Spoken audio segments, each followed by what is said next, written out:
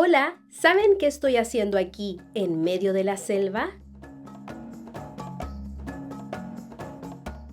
Estoy en búsqueda de animales que duermen en nidos. Los grandes primates construyen sus nidos con ramas, arbustos y hojas.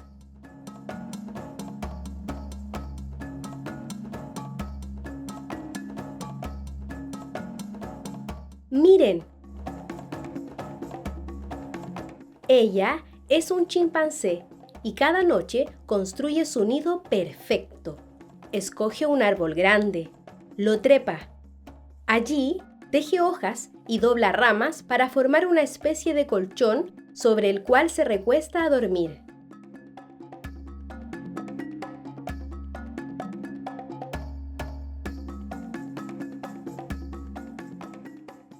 Los pequeños aprenden esa habilidad observando a sus madres al final de cada día. ¿Vieron? Los primates construyen sus nidos todos los días.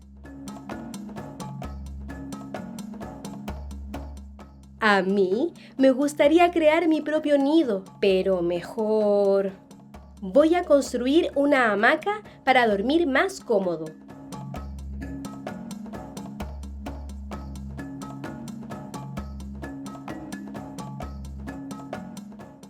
Me gusta dormir así.